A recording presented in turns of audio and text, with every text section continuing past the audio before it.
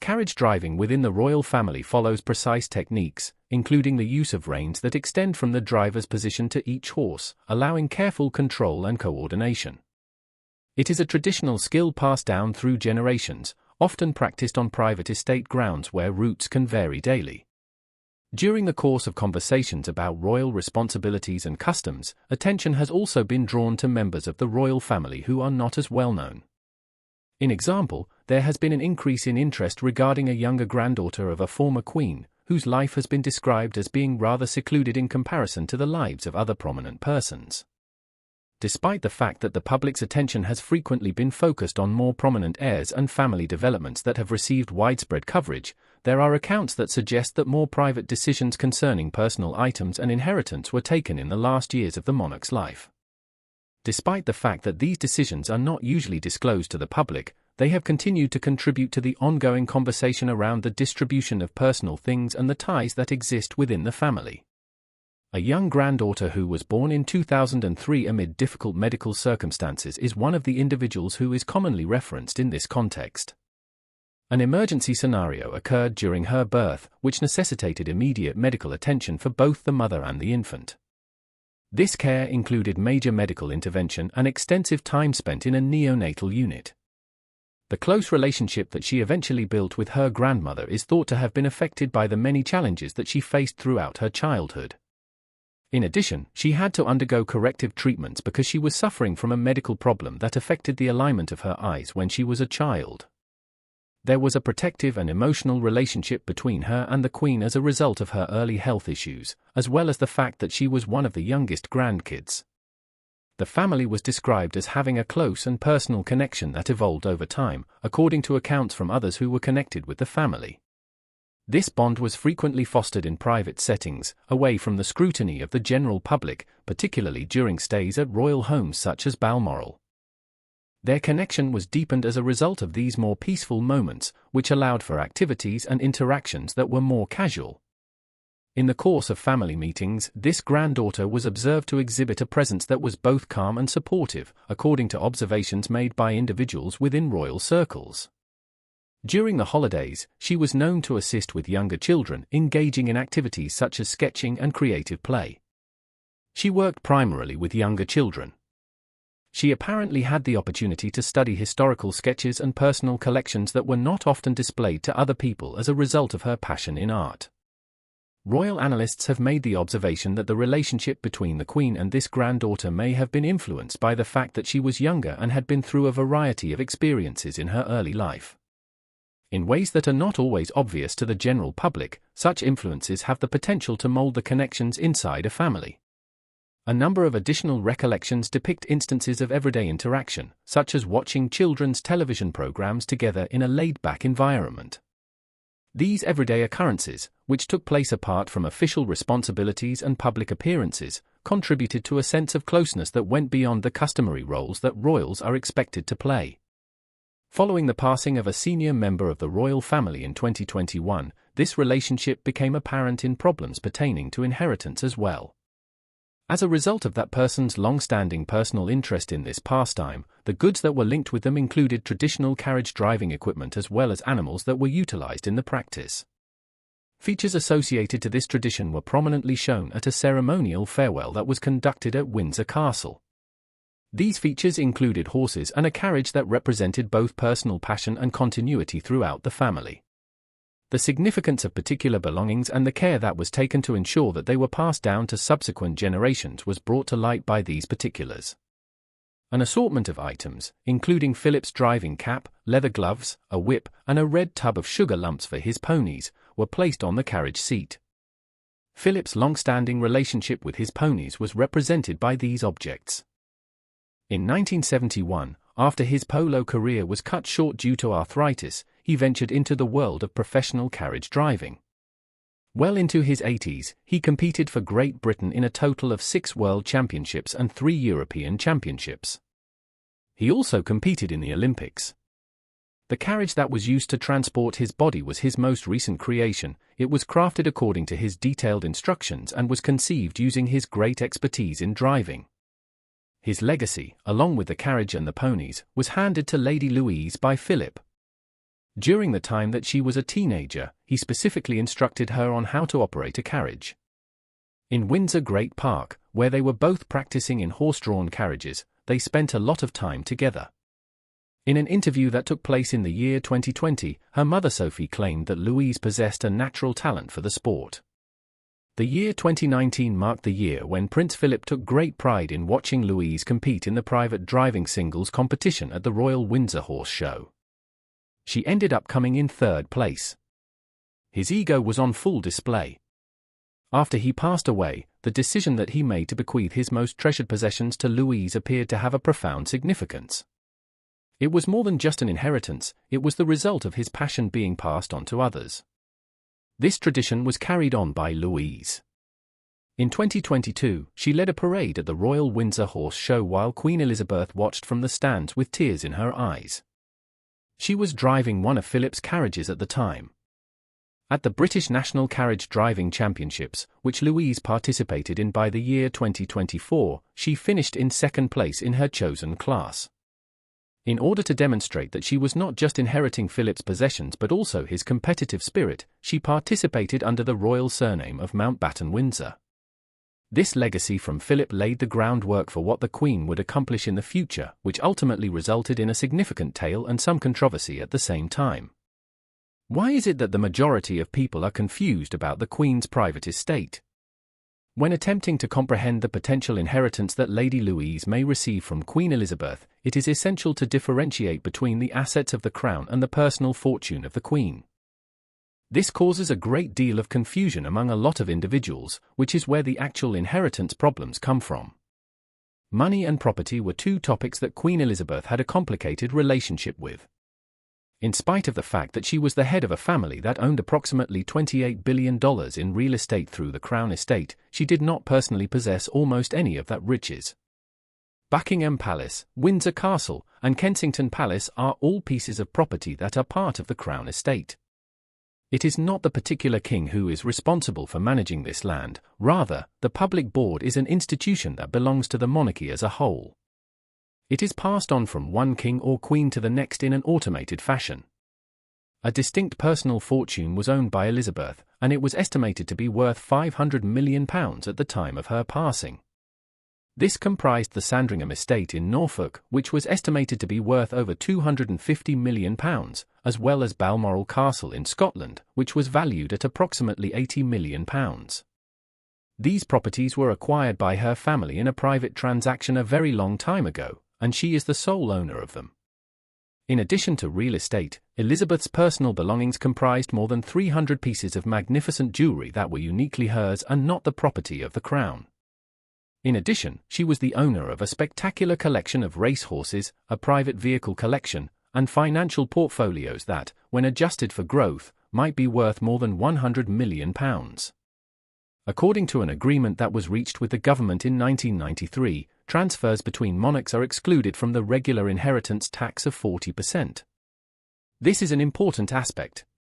This indicates that when Elizabeth's personal money was transferred to King Charles, it was done so in its whole and that there was no tax on it.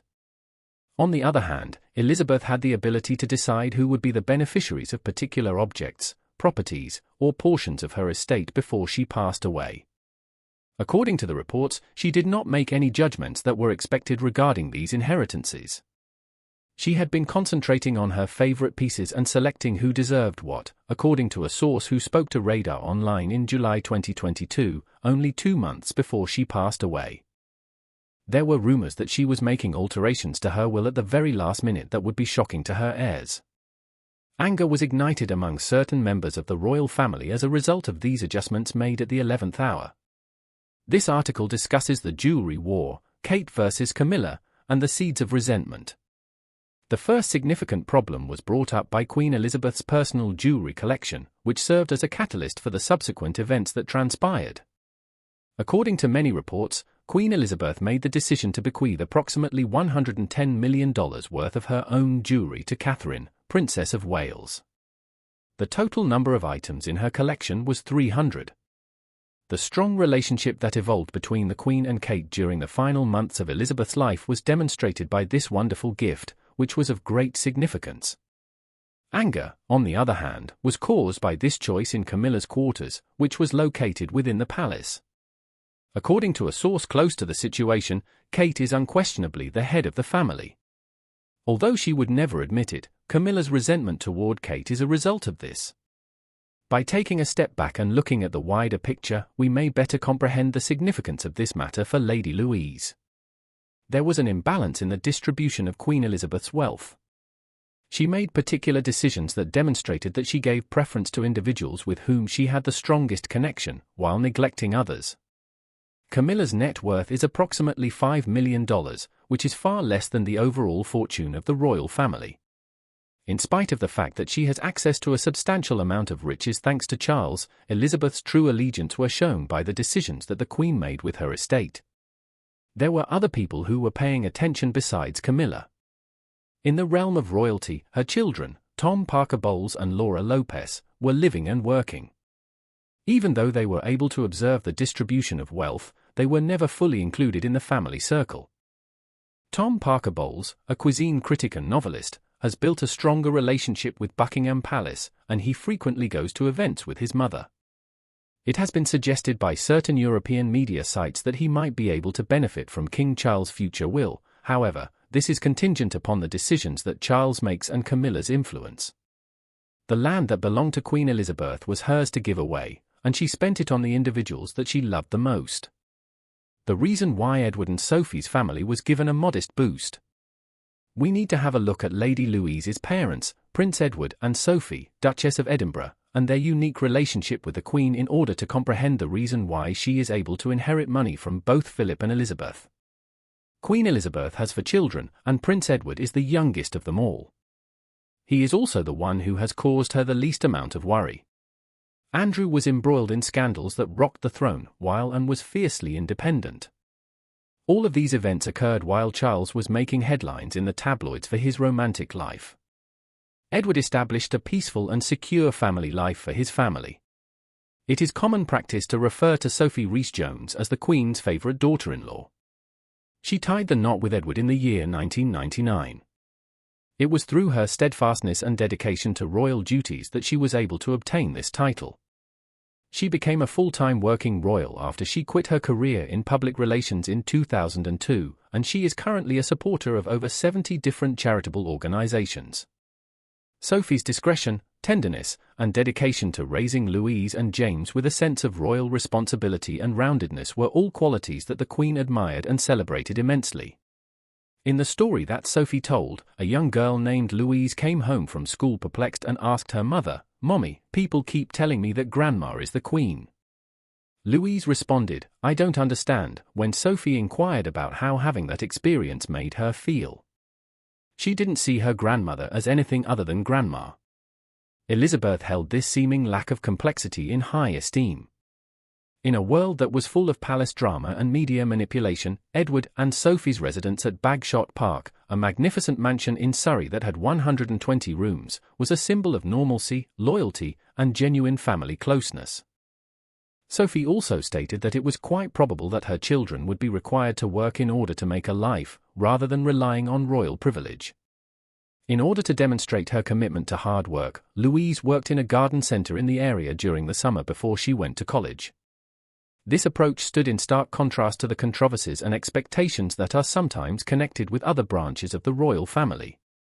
There was a widespread perception that the title of Duke of Edinburgh, which was bestowed to a senior royal figure in the year 2023, was a manifestation of the monarch's trust and recognition of that individual.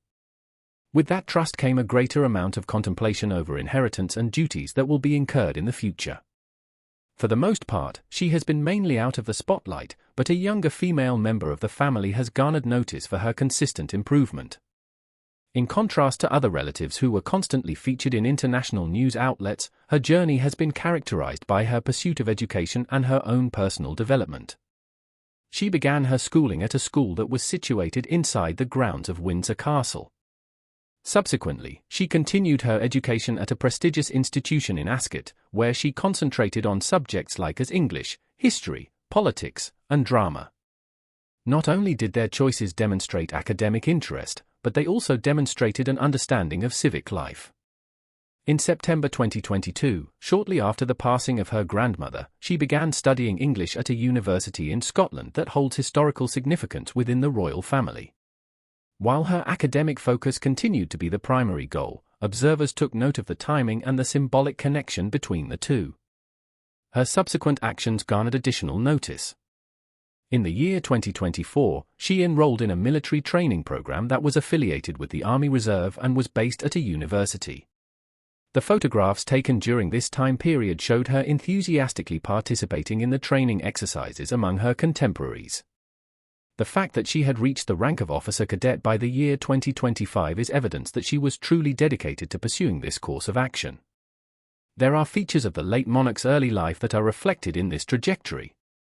While the monarch was still a teenager, she took on official responsibilities throughout the war. Subsequently, she joined a military service organization, making her the first female member of the royal family to serve in an active role. A common sense of responsibility and self-control is brought to light by the comparison. It has also been brought to the attention of observers that this baby king appears to have characteristics that are linked with both of his grandparents.